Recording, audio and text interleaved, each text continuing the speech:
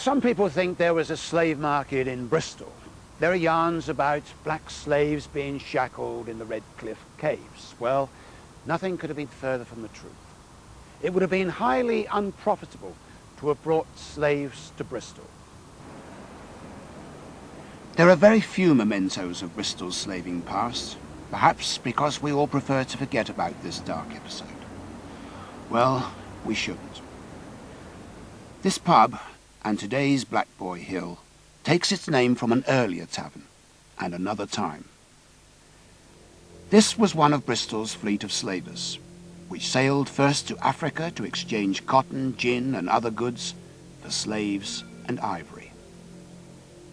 Muskets were handed out to encourage tribal wars and ensure the ready supply of captives.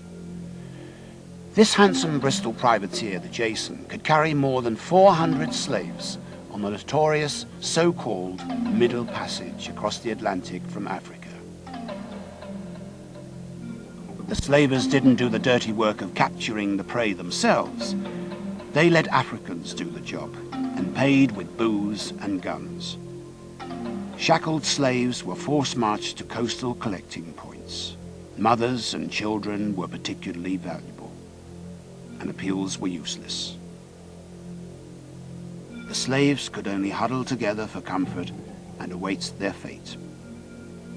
It was dangerous, nasty work, and the slavers could expect no mercy if their luck ran out on the coast of Africa.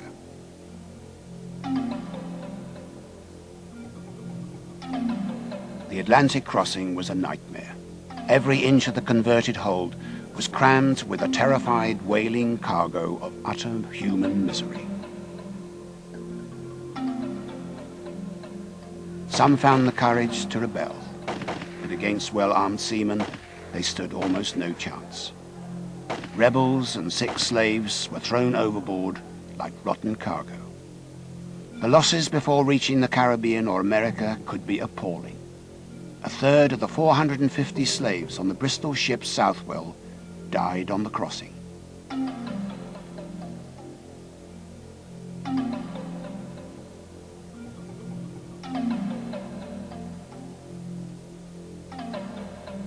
But the profits were so enormous that merchants could afford to write off a third of the cargo.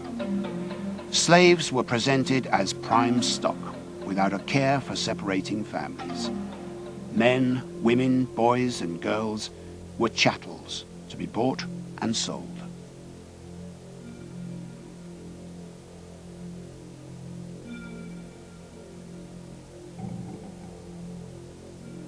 Slaves who tried to run away from their plantations were singled out for special treatment and shackled into noisy bell collars.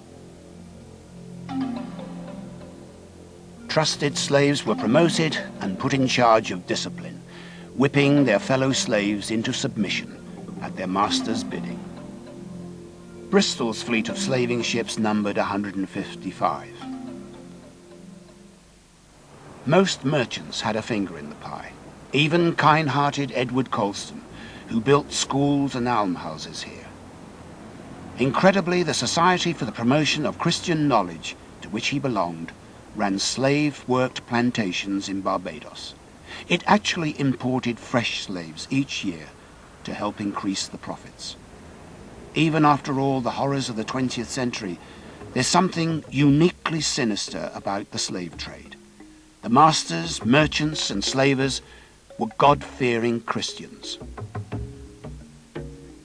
Yet it never seemed to occur to them that these were fellow human beings, and that they had no divine right to bully and beat them into submission.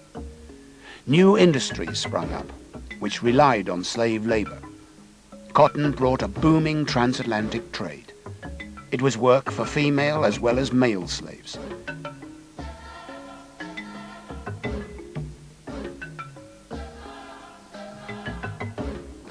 And more of the land was plowed, and the harvest brought rich pickings on both sides of the Atlantic.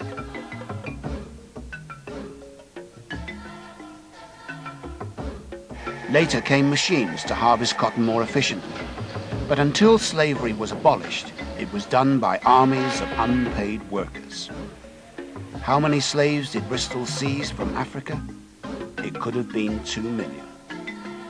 Just a handful came here, like this lad on Broad Quay.